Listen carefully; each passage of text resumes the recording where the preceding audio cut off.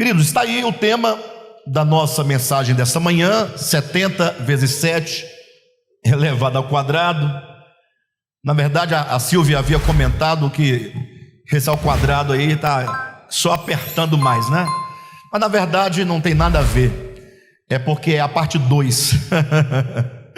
E aí, como está no estilo, né, matemático, eu coloquei lá em cima para continuar com essa ideia, mas é só para dizer que é a parte 2, né, da mensagem que começamos a falar na semana retrasada e que não foi possível completar em razão do tempo. Então quero ler com vocês aqui no Evangelho de Mateus, capítulo 18, os versículos 21, Mateus 18, do 21, o 21 e o 22. Não, eu vou ler do 21 ao 35, pronto, né? Não dá nada. Do 21 ao 35, palavras de Jesus. Então Pedro, aproximando-se, lhe perguntou: Senhor, até quantas vezes meu irmão pecará contra mim, que eu lhe perdoe? Até 7 vezes? Respondeu-lhe Jesus: Não te digo que até 7 vezes, mas até 70 vezes 7. Versículo 23. Por isso, o reino dos céus é semelhante a um rei que resolveu ajustar contas com os seus servos. E passando a fazê-lo, trouxeram-lhe um que lhe devia 10.000 denários. Ou melhor, desculpe-me, 10.000 talentos. Versículo 25. Não tendo ele, porém, com que pagar, ordenou o Senhor que fosse vendido ele, a mulher, os filhos e tudo quanto possuía, e que a dívida fosse paga. Então o servo, prostrando-se reverentemente, rogou: Sê paciente comigo, e tudo lhe pagarei. E o senhor daquele servo, compadecendo-se, mandou-o embora e perdoou-lhe a dívida. Saindo, porém, aquele servo encontrou um dos seus conservos que lhe devia 100 denários, e agarrando-o,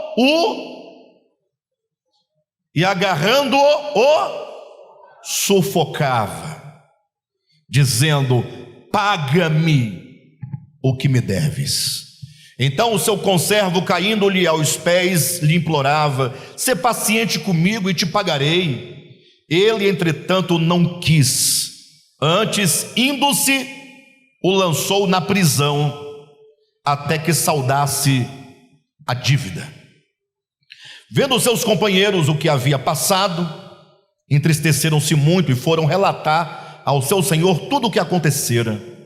Então o seu senhor, chamando-o, lhe disse: servo malvado, perdoei-te aquela dívida toda, porque me suplicaste. Não devias tu igualmente compadecer-te do teu conservo, como também eu me compadeci de ti? E indignando-se o seu senhor, o entregou aos verdugos, até que lhe pagasse toda a dívida. Versículo 35. Assim também meu Pai Celeste vos fará, se do íntimo não perdoardes cada um a seu irmão.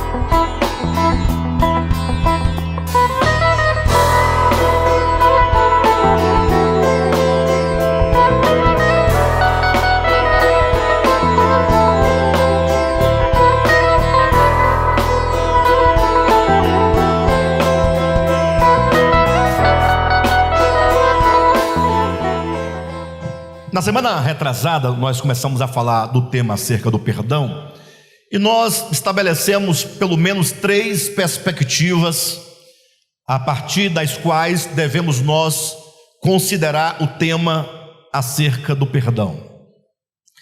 E aí, os 2 primeiros, creio, ficaram muito claros para nós, porque a primeira perspectiva, quando falamos do perdão, é falar sobre o perdão de Deus em relação ao homem. E quando se fala do perdão de Deus em relação ao homem, ora, tudo está resolvido, uma vez que o perdão de Deus é perdão eterno. É perdão eterno. É certo que há muito o que se dizer quando se fala do perdão de Deus. Nosso tempo aqui, por ser muito curto, nós estamos apenas falando dessa graça, divina a nosso favor, no sentido de que, mesmo antes de Deus haver nos criado, sabendo o Senhor de todas as coisas, conhecendo o Senhor todas as coisas, sabendo quem era o Alexandre, quem era o Pedro, quem era o Josué, quem era a Natália, quem era, enfim, cada um de nós, cada ser humano, ainda assim o Senhor nos criou. E não somente nos criou, mas o Cordeiro de Deus já fora morto desde a fundação do mundo, o que implica que o perdão divino é um perdão atemporal, é perdão eterno, é perdão garantido. Até porque perdoar é simplesmente abrir mão de si. Perdoar, perder, não é? Abrir mão da sua própria justiça, do seu próprio direito, em favor do outro, que feriu a sua justiça, ou feriu a sua santidade, ou feriu o seu direito. Então, como Deus, por definição, é doação plena e doação eterna, logo o Senhor já nos perdoou eternamente. Porque perdoar, ou melhor, não perdoar, o que seja perdoar, você vai comparar com o não perdoar, é você tomar a pessoa, o ofensor, e fazê-lo prisioneiro e sufocá-lo, como o texto que nós lemos aqui, como quem lhe exige o ressarcimento. E quando você lê 1 Coríntios capítulo 13, quando Paulo vai colocando ali todos os atributos do amor, ali ele vai colocando todos os adjetivos que qualificam e se referem ao amor, é dito que, sendo Deus amor, Ele é paciente, Ele é longânimo, Ele não se ressente do mal. Ou seja, Deus, Ele deixa o homem totalmente livre. Mas com isso nós criamos um problema no nosso entendimento, que é o que queremos hoje trazer aqui para vocês. É que alguém pode falar assim, nesse sentido, então, por que há de se pregar o Evangelho? Por que há de se viver a vida cristã, conhecer a Deus, ler a Escritura, não é? Ou seja, me parece uma mensagem assim, tão liberal, vamos dizer, não é? As pessoas costumam criar rótulos para definir uma verdade bíblica. Ora, se houver um cristão sobre a terra que afirmar que o perdão de Deus não é eterno, logo ele está colocando Deus na categoria espaço temporal, fazendo de Deus criatura limitada no tempo e no espaço. Questão de lógica, de razão. Então, todo cristão vai dizer que o perdão de Deus é eterno, mas sempre depois do eterno tem um mais, Não, mais. Aí ele quer conferir agora o homem uma série de situações para lançar o homem no inferno. Mas não, o fato é que o perdão de Deus é eterno, é perdão garantido, porque o perdão de Deus não depende do pecador, o perdão de Deus não depende do ofensor, o perdão é de Deus, é de Deus. E Paulo chega a argumentar dizendo, ora, se é Deus quem nos justifica, olha a pergunta de Paulo em Romanos capítulo 8, se é Deus quem nos justifica, quem nos condenará?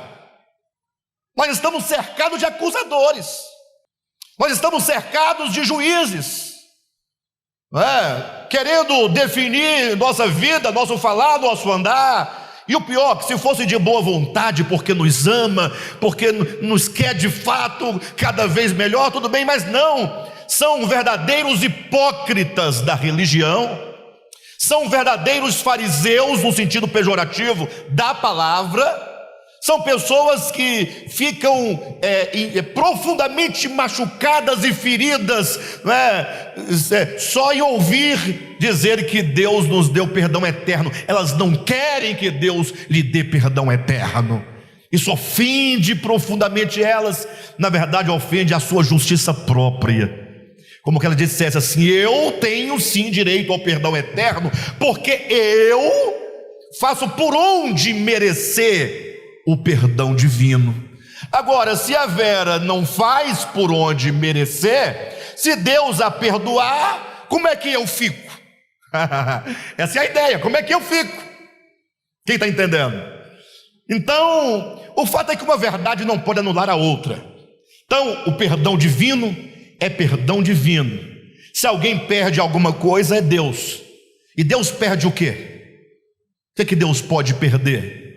Necessariamente, quanto à sua substância, nada, mas ele perde no sentido de o seu próprio ser é um constante abrir mão de si. Isso é perder.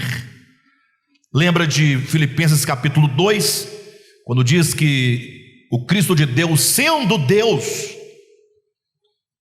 não julgou por usurpação o ser igual a Deus, antes a si mesmo o quê? Se esvaziou. A teologia fica discutindo, se esvaziou da sua glória, do seu brilho, disse daquilo outro, do seu trono, e não tem nada disso. Ele se esvaziou dessa coisa que nós temos aqui dentro, de querer ser, dessa pretensão.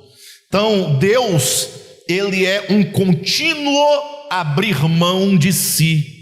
Continuamente ele está sempre se doando. Deus é doação. Deus é criador. Para criar tem que se doar. Então o perdão de Deus, nessa primeira perspectiva, o perdão, no caso de Deus, é eterno. Mas aí gera a dificuldade. Tá bom, mas e aí? Onde está o problema então? Então não há problema, tá? Se todos estamos perdoados, toquemos o terror e não vai dar nada, né? Mas as coisas não são bem dessa maneira, porque ainda temos que olhar o perdão pela perspectiva da nossa responsabilidade frente ao perdão. Porque quando se fala que Deus nos perdoa, nós temos que fazer duas perguntas. Primeiro, o que eu faço com esse perdão que eu recebi? Ou melhor, o que eu devo fazer com o perdão que me é dado? Então a primeira resposta é: receba. Sinta-se perdoado eternamente. Não carregue acusação, não carregue perturbação, não carregue sofrimento. Não aceite a acusação do demônio, nem de pessoas, nem de você próprio. Olhe para Deus e diga: Senhor, eu só posso dizer que eu sou grato a Ti, porque o Senhor me perdoa. Só isso. Com respeito a você, receba o perdão divino.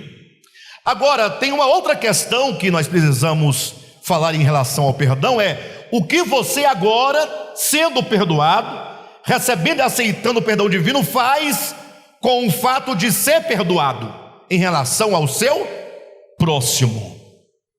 E é aqui onde nós vamos nos deter na reflexão dessa manhã. Qual é a relação que eu tenho com o meu irmão quando o assunto são as ofensas? Porque, fala a verdade, nós estamos sendo ofendidos de muitas maneiras ao longo da nossa vida, nossa experiência, né? É possível que essa manhã, aqui presencialmente, ou mesmo os irmãos de casa, é verdade que todos nós trazemos uma carga muito grande da nossa história. Talvez você tenha um problema profundo no seu coração em relação ao seu pai, em relação à sua mãe, em relação aos seus irmãos, a uma pessoa que fora seu amigo no passado, a uma familiar, a alguém.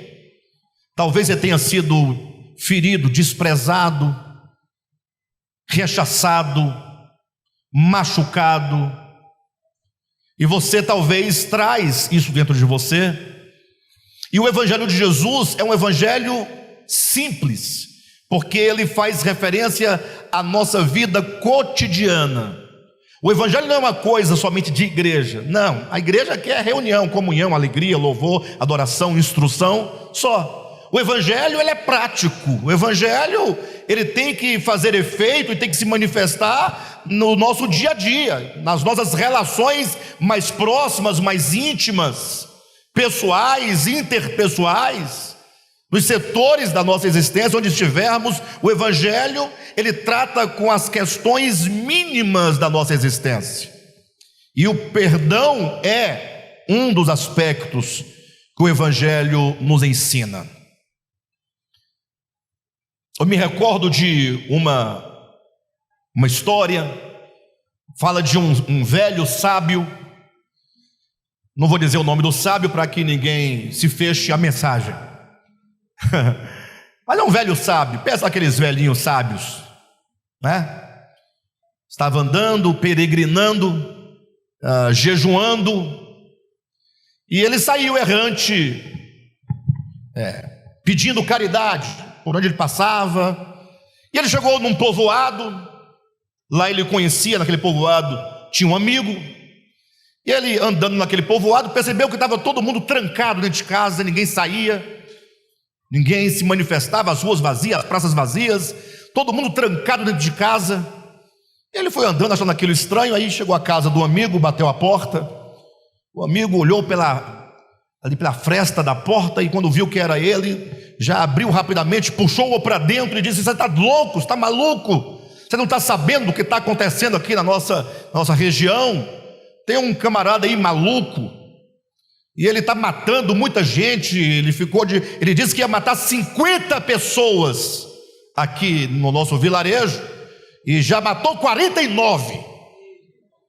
Só falta um para ele matar. E está todo mundo, portanto, com medo, trancado. Então você não pode ficar andando nas ruas, porque você vai morrer. Ele falou: não, eu não vou morrer, eu vou continuar a minha peregrinação. E ele continuou, o amigo chamando-o de volta, preocupado com ele, mas ele continuou. Quando ele ouviu uma voz de trás dele gritando: ei, você aí, pare! E ele continuou caminhando, sem atentar, sem responder. E a voz atrás dele continuou gritando, insultando, xingando, dizendo: você não tem medo de morrer? E o camarada continuou, o velho sábio, andando, até que a pessoa correu e encontrou. Era o assassino em potencial, em série. Parou na frente dele e disse assim: eu mandei você parar e você não parou. Você não tem medo de morrer? Ele diz assim: eu parei há muito tempo. É você que ainda não parou.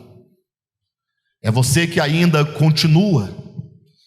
Em algum momento da sua vida, você tem que parar e voltar-se para dentro de si mesmo, para se conhecer seu coração. E aquelas palavras chamaram a atenção daquele homem, que se comoveu, porque na hora ele descobriu que de fato, desde a sua infância, que ele trazia no coração um ódio muito grande, uma raiva muito grande, que o fazia viver daquele modo de tanta violência. E quando o homem disse: eu já parei há muito tempo, você é que ainda não parou. Aquelas palavras tocaram-lhe tão profundamente que abriu-lhe o coração. E agora aquele sábio pôde conversar com ele e conduzi-lo a uma reconciliação, primeiro consigo mesmo, depois com aqueles que ele deveria também se reconciliar. E aí, quando eu ouvi essa história, que para mim, se é verdadeira ou é apenas uma ilustração, não tem nenhuma importância, mas me levou a refletir. Eu estou com 49 anos. Só falta um para morrer. Quem entendeu? Voltar na história que tinha morrido 49, só faltava um para completar os 50. Marcinho, mas se Deus quiser eu vou mesmo. Se Ele não quiser eu vou ficar mais 10, mais 11. Tá bom, Marcinho. Bem, mas o fato é que eu estou com 49 anos. O ano que vem eu faço 50. 50 é meio século, né? É muito tempo. 50 anos é muito tempo. E eu parei para pensar: será que eu já parei? Ou eu ainda continuo nas guerras e nas batalhas, nas lutas, com pessoas, com ideias, com grupos? 49 anos lutando contra quem? Em nome de quê? Será que o Evangelho não vai nos fazer uma hora parar? Aí eu me recordei também da música de Almir Sater e Renato Teixeira, que diz: ando devagar, porque já tive pressa em leve esse... Está desafinado, né? Ando devagar, porque já tive pressa em leve este sorriso, porque já chorei demais. Anda devagar, calma, para. A gente passa a vida toda lutando, brigando, mordendo, disputando. Uma hora a gente tem que falar assim: puxa, eu parei. Eu quero entender melhor a vida, a existência. E isso é evangelho. É você uma hora parar e começar a se conhecer, suas dificuldades, seus problemas, conhecer o outro, conhecer os problemas, e aí então buscarmos uma saída. E a saída, dentre outras, é o perdão. Pedro, numa certa ocasião, Jesus falando sobre o problema do perdão, daquele irmão que peca contra nós, Pedro fez uma pergunta sensacional para Jesus, dando ao mesmo tempo uma proposta, uma resposta. Pedro disse: Senhor, quantas vezes o meu irmão pecará contra mim e eu devo perdoá-lo? Quem já se fez essa pergunta? Creio que não fizemos ainda, né?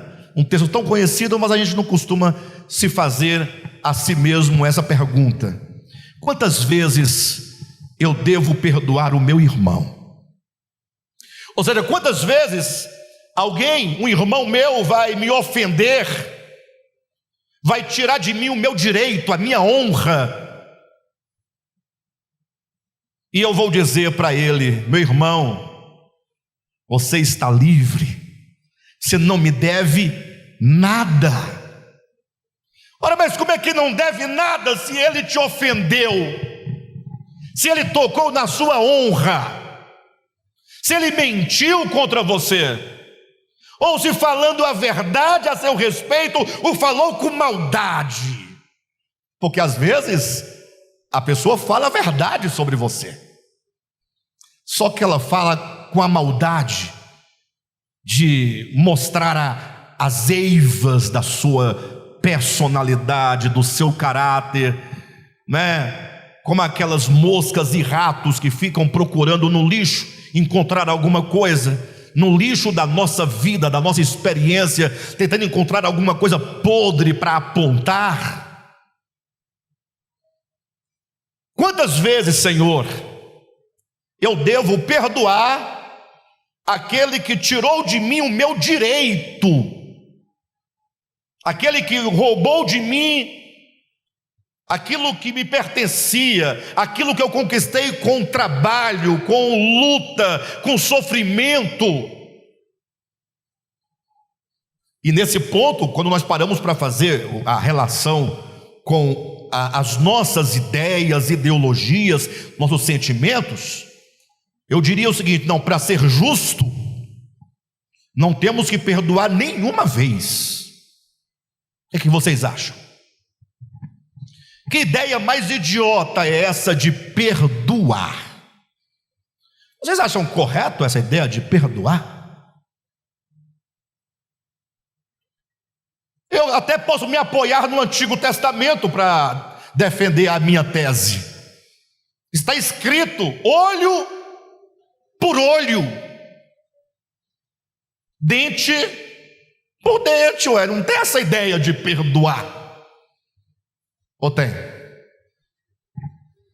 Então, infelizmente, nós, por mais que nós leiamos e saibamos e falemos, o fato é que nós levamos a sério mesmo as palavras do Antigo Testamento: olho por olho, dente por dente. Fez, tem que pagar. Não é só assim, fazer e está tudo bem. E o pior, queridos, esta é a mensagem que nós estamos ouvindo nos últimos dias, inclusive por muitos pastores renomados. Estamos ouvindo pastores vindicando justiça sobre o outro, reivindicando que Deus amaldiçoe as pessoas. Eu ouvi um vídeo essa semana que me enviaram, só que eu não sei até que ponto aquilo é verdadeiro. É verdadeiro porque eu estou sabendo da história, mas não dá nem para acreditar que pode ser verdadeiro. Primeiro que o pastor prega falando palavrões dos mais pesados que eles imaginarem, não é? Eu não estou nem falando do palavrão em si, mas eu acho que o ambiente não é esse, né, pessoal? Ficar aqui falando palavras, por quê? Mas ele dizia que ele amaldiçoava isso, amaldiçoava aquilo outro, que Deus iria matar, que Deus iria ceifar, que faria, aconteceria. Não se fala de perdão hoje em dia, se fala de vingança. Mas nós não vivemos no Antigo Testamento. Para quem não sabe, o Antigo Testamento, quando lá diz olho por olho, dente por dente, não está a ensinar a vingança. Não, está para conter a violência excessiva. Porque os povos da antiguidade, na barbárie, quando alguém ia lá e feria uma criança da outra tribo, o que a tribo ofendida fazia? Ia lá e dizimava toda a tribo ofensora. Ora, machucou uma criança, dizimar uma tribo inteira. Não é desproporcional ou não? Mas isso era barbárie. Era o homem da antiguidade que não tinha condições de mensurar e nem de impor limite à sua própria violência. Então, como resolver o problema de pessoas tão bárbaras? Aí Deus fala: não, vamos alçar um degrau, né, na nossa evolução. É olho por olho. Se alguém ferir o olho do seu filho, vai lá e fere o olho do filho do outro, mas não pode ser furar os dois olhos. É olho por olho, não é olho por olhos, é olho por olho, dente por dente.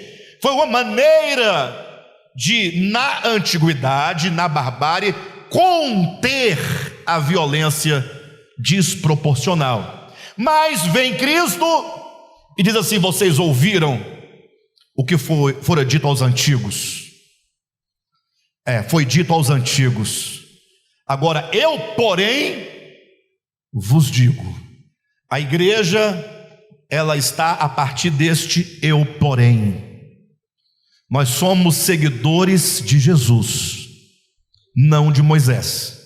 Nós somos discípulos de Jesus, não de Moisés.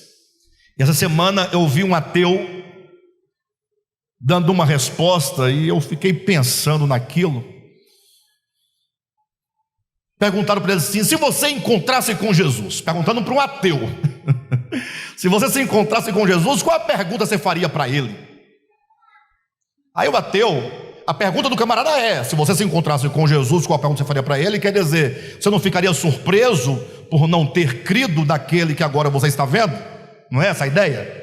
Só que o ateu, porque é ateu, e ele acredita no seu ateísmo, na sua incredulidade, ele foi sacana, usou de sarcasmo e respondeu: eu perguntaria para Jesus o que ele acha do fã-clube dele, ou seja, o que ele acha da igreja. Aí eu ignorei o sarcasmo e fiquei somente com a ideia: o que Jesus acha de nós, né? Mas eu não pergunto no sentido de que ele vai achar que eu sou muito pecador. Não, isso ele já sabe. Antes de nascer, ele já sabia. O problema está exatamente no fato de que, sendo nós seguidores de Cristo, dizendo que amamos a Cristo, que a palavra de Cristo é a verdade, que a verdade é o Evangelho de Jesus, mas o quanto desse Evangelho nós pelo menos almejamos. Eu não vou falar que praticamos, porque a prática do Evangelho, ela acontece na proporção do nosso crescimento espiritual. É como chegar para uma criança de 5 anos e exigir que ela cuide de uma casa, quanto à limpeza, quanto à segurança, quanto à alimentação, ela não vai conseguir, vai? Mas ela já consegue pegar o pratinho dela, de plásticozinho que ela comeu, e levar, não consegue? Então não vamos exigir dos cristãos, de mim nem de você, a prática plena do Evangelho no exato momento em que nós nos encontramos. Então, na medida que nós vamos crescendo, amando a Deus, amando ao Evangelho e buscando com sinceridade, o Evangelho vai nos ganhando e vai nos levando à expressão das virtudes de Cristo. E isso acontece na proporção do crescimento espiritual. Mas eu não estou me questionando agora acerca da prática, eu digo da aceitação. Quando Pedro diz: Senhor, quantas vezes eu devo perdoar o irmão que me ofende? Qual é a sua resposta para Pedro? Ele perguntou para Jesus: qual é a sua resposta? Seja honesto consigo mesmo. Esquece o texto bíblico por enquanto. Você está aqui, você, Pedro e Jesus, os três conversando. E aí Pedro pergunta para Jesus, você está presente?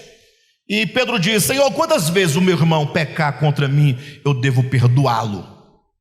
E você estando presente, o que você poderia responder? O que você responderia hoje? Não precisa falar em voz alta, mas eu quero que você pense. Quero que você pense. Você acha que nós devemos perdoar uma vez quem nos ofende?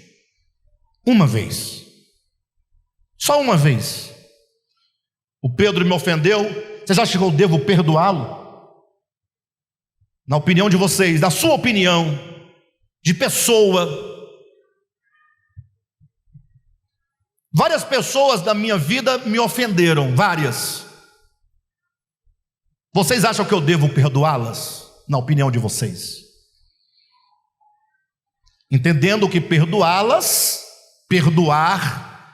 é sofrer perda. Eu vou abrir mão dos meus prejuízos emocionais, eu vou abrir mão dos meus prejuízos psíquicos, eu vou abrir mão da desonra que eu sofri, ou da honra que me foi tirada, eu vou abrir mão dos prejuízos que acarretaram sobre o meu nome, minha família, minha esposa, meus filhos, o ministério, a igreja, enfim, e deixar a pessoa livre, sem sufocá-la e exigir que ela tenha a paga por aquilo que ela fez, ou que ela receba. Vocês acham que eu devo perdoar, na opinião de vocês? Uma vez, deixar ela livre, está livre. Aí Pedro pergunta: Senhor, quantas vezes eu devo perdoar aquele que me ofendeu? Aí Pedro sugere, Pedro foi generoso. Senhor, o senhor acha que 7 vezes está bom? Você está de sacanagem, Pedro? As ideias de Pedro. O Pedrão vem aqui, me ofende, tira minha honra, me machuca, me fere, me ofende. Está perdoado. Os irmãos disseram que eu tenho que perdoar você. Vai em paz, Deus te abençoe, meu irmão. Seja livre, tá? Nunca eu vou lançar no seu rosto o que você fez. Nunca vou contar para ninguém o que você fez, porque você está livre. Se eu ficar contando, eu estarei te amarrando. Sua vida vai ser amarrada nas consciências alheias. Eu não vou fazer isso. Você está livre, completamente livre. Passa 1 mês, 2 meses, lá vem um Pedrão e de novo me fere. Segunda vez. Eu pergunto: vocês acham que eu devo perdoar a segunda vez? Não, opinião de vocês, não é a opinião do Evangelho, não. E nem dos crentes, não, na sua opinião. Você acha que eu devo perdoá-lo? Desse camarada, segunda vez. Aí Pedro responde: Alexandre, 7 vezes, Alexandre, já só foram 2. Falo: Pedro, tá bom, Pedrão, meu irmão, te amo, Deus te abençoe, vai em paz, perdoado, amém? Pedro está perdoado? Glória a Deus, maravilha. O desgraçado volta. Mas vocês estão entendendo, né? A ideia? Porque eu estou começando a me revoltar já com essa ideia do perdão, não está dando mais. Aí eu começo agora a falar que o desgraçado vem e me ofende pela 3ª vez. Eu devo perdoá-lo? Vocês estão de brincadeira comigo. Está perdoado 4 vezes, 5 vezes, está passando dos limites, 6 vezes. Pedro disse: Senhor, 7 vezes está bom, Senhor. Perdoar 7 vezes está bom. Está abusando. É um canalha esse camarada, é um canalha. Ou não é canalha? Hein, pessoal? É canalha. E o canalha tem que o quê? É exatamente o que você pensou. Vão dizer: o pastor está vendo canalha no púlpito. Canalha é um camarada que é uma cana, que nalha. Pronto. Bobagem. E aqui é só uma madeira e ferro. Eu quero dizer que nós somos assim. 7 vezes, acabou. Nós não chegamos a 7 vezes, né? Pedro é muito bondoso, Pedro é muito generoso, Pedro é extraordinário. Nós somos piores do que Pedro antes da sua conversão. Por isso que o camarada perguntaria para Jesus o que ele acha do seu fã-clube. A pergunta é: Alexandre, e agora? O que a gente faz? Porque nós estamos sendo expostos agora, nessa manhã. Nós estamos piores do que Pedro antes da sua conversão. Você agora vai desanimar porque você está pior do que Pedro? Não, não. Você vai chorar. Você vai orar: Senhor, tem de misericórdia de mim, porque eu preciso, primeiramente ganhar a ideia de que a verdade, ela é maior do que eu, ela é maior do que tudo. O teu evangelho, as tuas palavras, o teu viver, a tua doutrina é a verdade, e eu preciso primeiramente concebê-la como verdade, ainda que seja inconcebível na minha prática. Mas eu tenho que começar dizendo: isso que Jesus diz é a verdade. Eu não posso ficar contestando o evangelho. Eu tenho que primeiramente falar: Senhor, eu estou aquém do teu evangelho, mas o teu evangelho continua a ser o evangelho, e a tua palavra continua a ser a verdade. Quando Pedro disse: Senhor, 7 vezes, Jesus olhou para ele e disse: não, Pedro, não 7 vezes. Dá uma esperança que ele vai falar assim: 3, Pedro. Não, Pedro, não é 7. A esperança é que ele vai diminuir. Ele fala 70 vezes 7. A ideia é que quem perdoasse 7 vezes será uma pessoa extremamente generosa. Então Pedro estava aferindo ou medindo, usando a medida da religião, a medida do homem, que já é alta. Quando Jesus fala 70 vezes 7, nem adianta fazer conta. 490, pastor, já fiz as contas daqui, tal. Não. É o número da perfeição, da plenitude, da eternidade. Ou seja, nada alguém pode fazer contra você, alguma coisa, ou quantas vezes ele faça algo contra você, que você terá o direito de prendê-lo numa prisão, numa cadeia. E isso se explica da seguinte maneira: Jesus vai falar: olha, sabe por que você deverá perdoar o seu irmão? Quantas vezes ele te ofender, deixá-lo livre para sempre, a despeito do que ele fez, do que ele falou, da quantidade de vezes, porque você precisa olhar para você. O seu irmão que te ofende é um espelho no qual você se enxerga nele, porque você não é menos ofensor do que aquele que te ofende. Até porque o contrário do princípio do perdão é o ciclo de violência. Alguém faz uma violência contra você, você, se sentindo no direito, devolve a violência. Aí quando você devolve a violência no ofensor, o ofensor nunca se sente como ofensor, ele agora é o ofendido. Ele não leva em conta que você está só pagando, não? Ele fala, você me ofendeu? Aí ele vai devolver a ofensa, e você se sente no direito de ofendê-lo novamente. Então violência paga com violência gera um ciclo interminável de violência. Então a única maneira de cessar a violência é você sofrer a violência e não pagar a violência com outra violência. Por isso o ensinamento do Evangelho: não pague o mal com o mal, mas retribua o mal com o bem. Somente o bem faz cessar o ciclo de violência.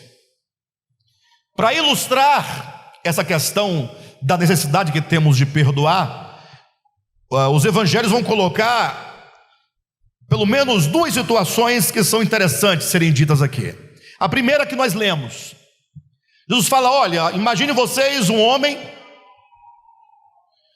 um senhor, um rei, um soberano, que tinha um devedor, alguém que lhe devia dinheiro. Ele devia 1000 talentos. Eu tentei calcular para dizer para vocês, mas eu vi que não fazia muito sentido os cálculos. Primeiro porque talento é um peso. Aí pode ser 1000 talentos de ouro, pode ser 1000 talentos de prata, pode ser 1000 talentos de bronze. E assim sucessivamente fica difícil o texto não fala de que era o talento, não é? Se o talento é um peso, logo, mas a despeito disso são 1000 talentos. Se você imaginar que um talento equivale a 50 quilos, então imagine vocês, tratando-se do ouro, um talento, 50 quilos de ouro multiplicado por 1000. Então você vê, é um número aí astronômico, não? Então entenda apenas que ele devia 1000 talentos como sendo uma dívida impagável. Essa é a ideia. Mas se você quiser colocar em termos para você compreender melhor, você devia R$1 milhão. Ainda está por baixo, mas sem problema, só para você ter uma ideia. E aí o credor, o senhor, ao encontrar o cara que lhe devia, o que ele fez? Pague-me a conta, você me deve, afinal você me deve 1.000 talentos. E o camarada começou a chorar dizendo: Senhor, tem misericórdia de mim, eu não tenho com que te pagar, mas eu vou te pagar, eu só peço misericórdia. E aquele homem falou: não, manda vender, vende ele, vende a mulher, vende os filhos. E a ideia de vender aqui é vender como escravo, o que implica que aquele que deve é um escravo do credor. Sabe aquela pessoa que você sabe quem ela é? Você sabe o que ela fez?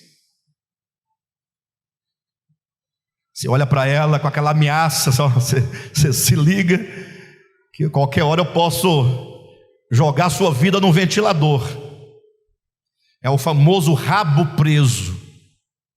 Aquela pessoa tem que andar na linha com você, porque ela sabe que ela está presa. Você tem uma dívida, você carrega uma situação que a qualquer momento ela pode te cobrar, ou lançar o seu nome, a sua situação para as pessoas.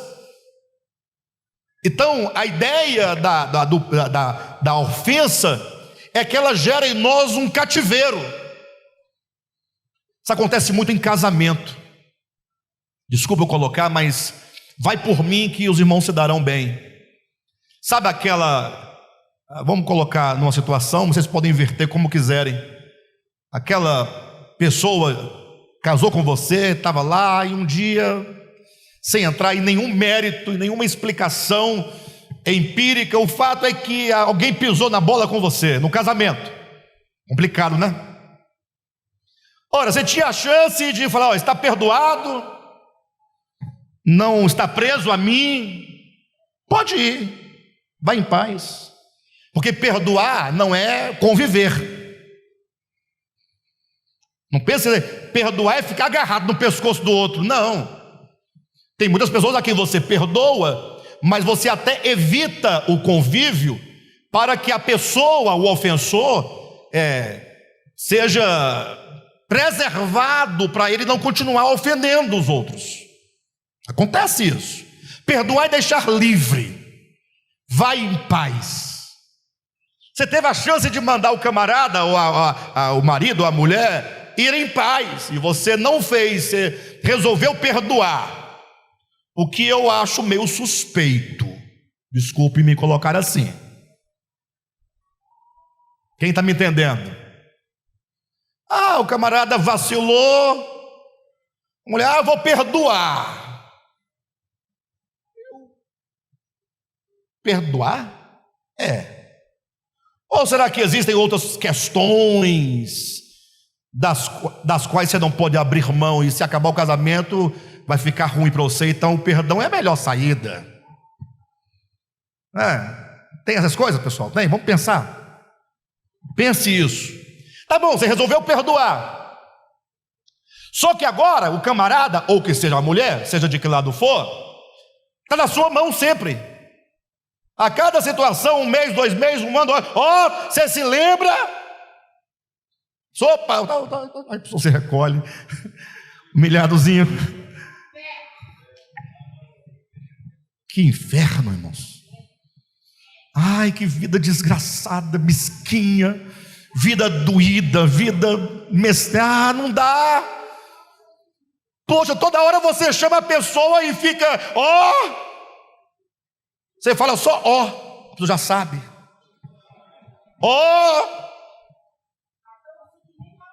Ou então está no meio das pessoas e fala assim: você quer que eu diga? Lançando na face. Isso não é perdão. Isso é chantagem. Isso é maldade. Pastor, então posso perdoar? Deve perdoar. Deixa-o livre. Mas eu quero continuar com ele ou com ela. Deixa-o livre. Livre do ato, do acontecimento. Não coloque dentro de uma prisão. Aí o camarada aqui, o rei, falou: não, manda vender todo mundo como escravo. E aí, quando ele viu, ele se prostrou e pedia graça, pedia misericórdia, pedia socorro. Aí o rei se compadeceu, falou: não, tá bom, levanta. É o seguinte, quanto é que você me deve mesmo? 1000 talentos, né? Vai embora, você não me deve mais nada, está perdoado. Irmãos, qual é a sensação? Qual é a sensação? Gente, são 1000 talentos, uma dívida impagável. Essa é a nossa dívida em relação a Deus. Não é nossa dívida para com Deus, é nossa dívida em relação a Deus. Ou seja, é o que nós praticamos e procedemos quando decidimos a nossa consciência nos afastar do Criador e fazermos de nós mesmos ídolos e deuses. Só que Deus olha e fala assim: olha, o salário do pecado é a morte. Então nada mais do que justo de eu falar assim: olha, dane-se, vocês escolheram viver assim. Sim ou não? Se Deus olha para a humanidade e fala: vocês decidiram viver assim, então agora comam o fruto dos seus próprios pecados. Pronto, comam. A morte, vão morrer e pronto, eu não posso fazer nada. Vou criar um outro mundo sem vocês. Não poderia fazê-lo? Sim ou não? Poderia. Mas o que ele fez? Enviou o seu filho ao mundo. Cristo de Deus vem ao mundo. Para quê?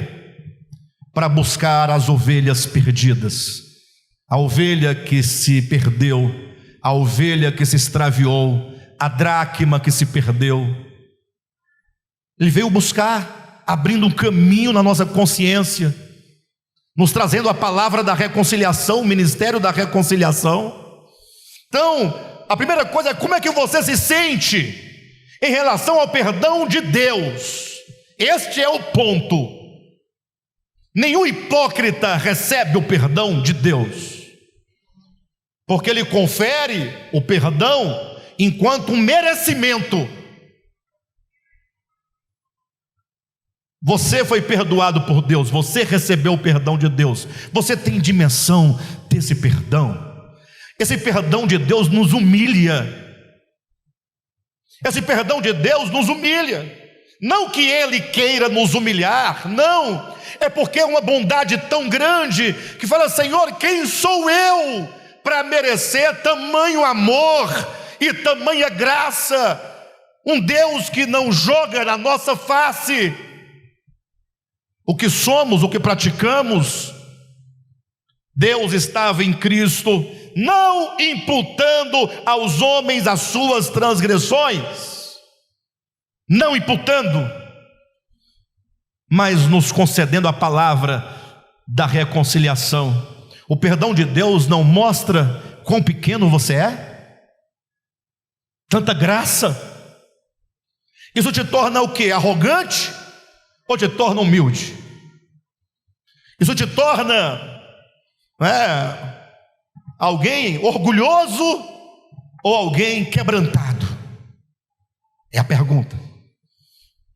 Todo mundo vai responder: não, é verdade, nós fomos humilhados, quebrantados, pequenininhos. Mas o problema não é você responder isso. O problema é que você se retira aqui diante do Senhor, que lhe perdoou os 1000 talentos, e você se encontra com alguém que, em relação ao que você devia ao seu Senhor, te deve quase nada. Encontrou-se com alguém, você se encontra com alguém que lhe deve algo, porque se eu devia ao Senhor, alguém me deve alguma coisa também, sim ou não? Porque se eu ofendi ao meu Senhor, alguém também me ofendeu.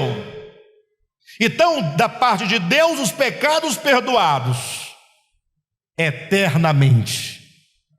E no âmbito das nossas relações, e aquele que te magoou, que te feriu, que te violentou?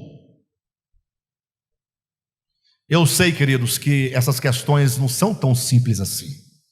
Eu entendo. Para mim é simples. Para mim, eu, Alexandre, Deus me fez de um jeito esquisito. Eu sou extremamente esquisito. Esquisito. Eu não gosto de carregar as coisas comigo. Não. E às vezes acontece uma situação. Uma vez eu estava envolvido numa situação, ou melhor, eu estava dentro de um contexto em que aconteceu uma situação. Não vou relatar para não expor a situação de ninguém, mas ocorreu num contexto em que eu estava, uma situação complicada, complicadíssima. Vocês devem, né? E aí eu tinha que tomar uma posição. Aí eu fiz o que eu entendia que devia fazer. No dia seguinte, nós vamos resolver a questão. No seguinte, conversei com a pessoa, e aí tal. Não, é isso mesmo tal. Falei: você tem 2 alternativas. 2. Uma é: você já sofreu. Tem como voltar? Tem como voltar? Porque se tiver como voltar, vamos voltar. Porque você consegue reaver. Mas o que aconteceu aqui, eu disse para a pessoa: não volta. Não volta. Não tem o que fazer. Não tem como voltar. Então, eu, no seu lugar, não é se eu fosse você. Se eu fosse você, eu faria o que você faz. Mas eu, no seu lugar, eu pensaria: puxa, o mal está feito, não tem como voltar. Então, eu vou deixar as coisas como estão. Vou deixar livre o ofensor. Eu, Alexandre, penso assim. Me perguntaram, se fosse a sua filha, você faria o mesmo? Eu falei, falaria a mesma coisa.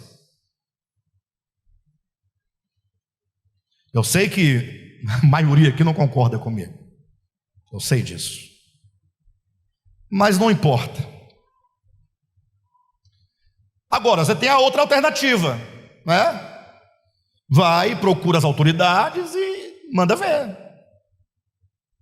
Ah, mas é isso que tem que ser feito. Aí eu falei, se você acha que faça. Vai lá. É justo, é direito, a justiça humana está aí para resolver essas questões.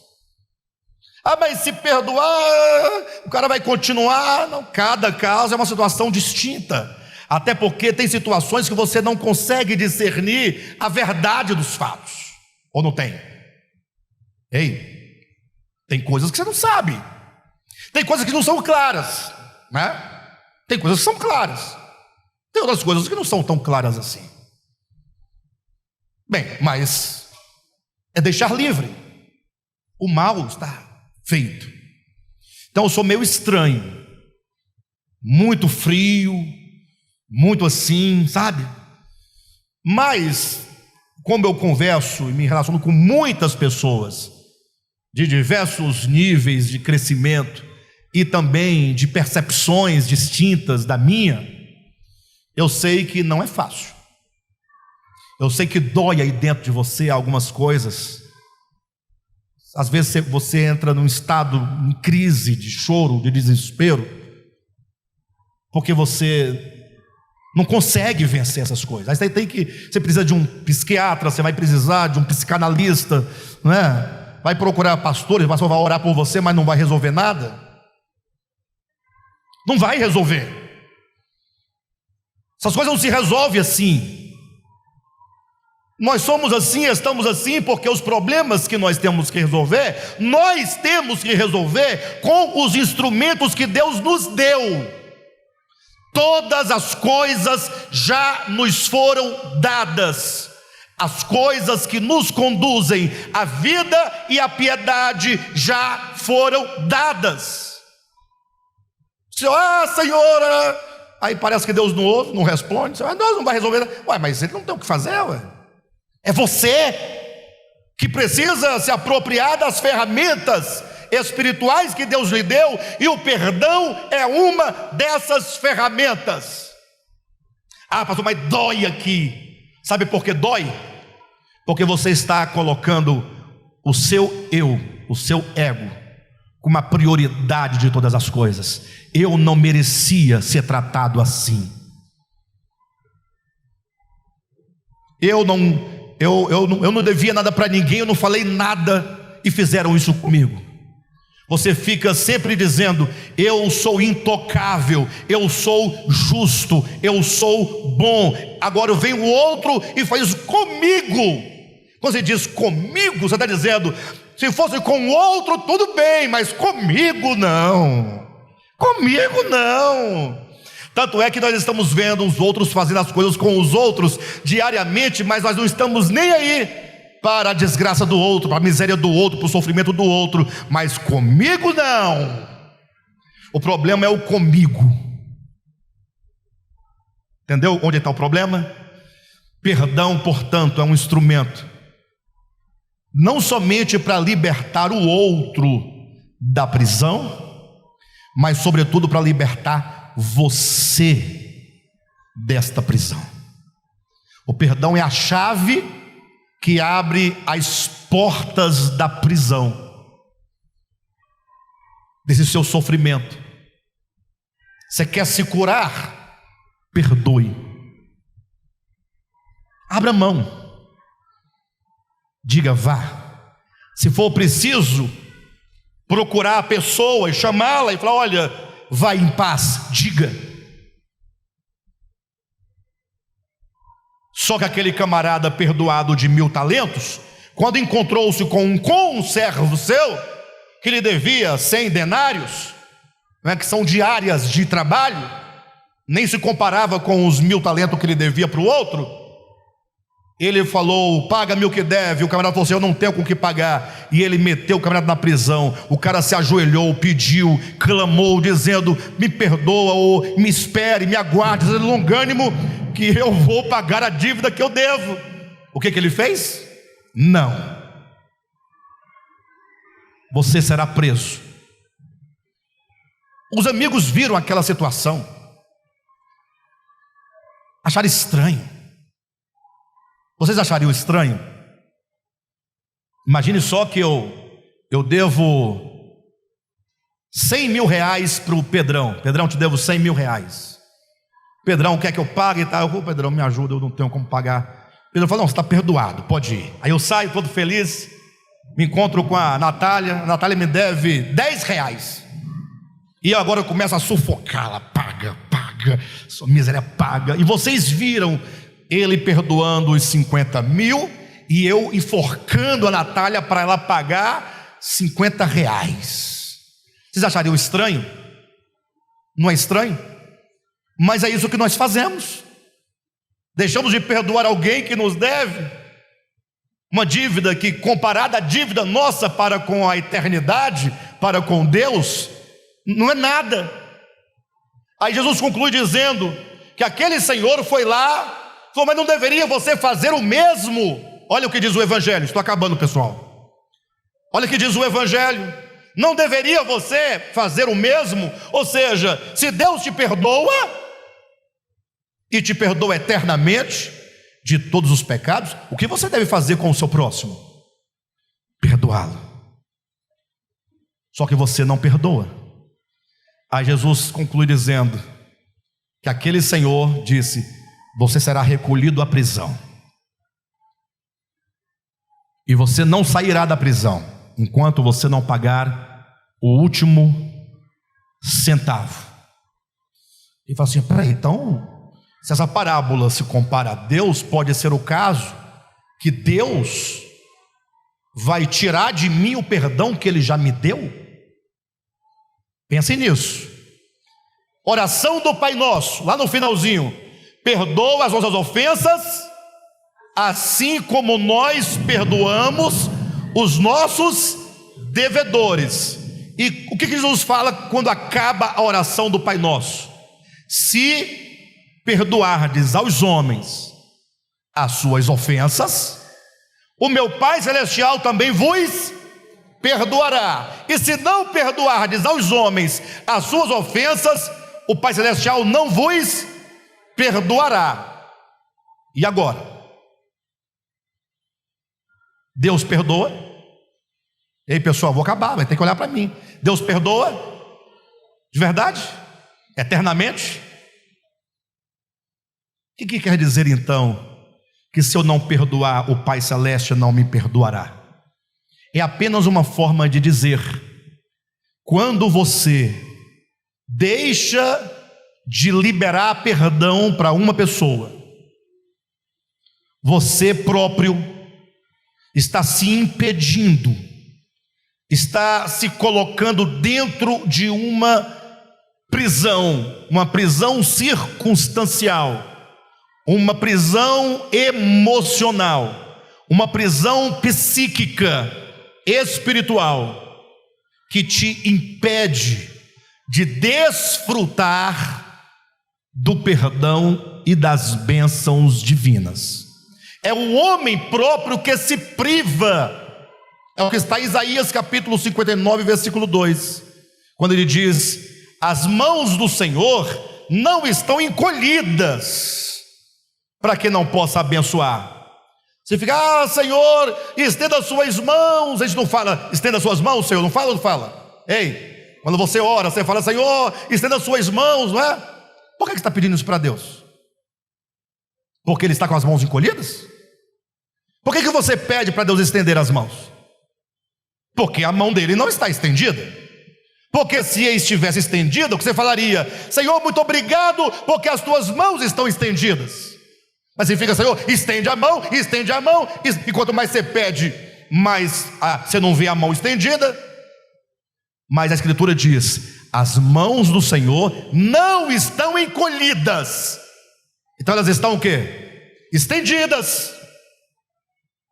elas se encolhem, as mãos do amor se encolhem, as mãos do generoso se encolhem, as mãos do clemente se encolhem, as mãos do Senhor a mão não está encolhida para que não possa salvar, ela está estendida.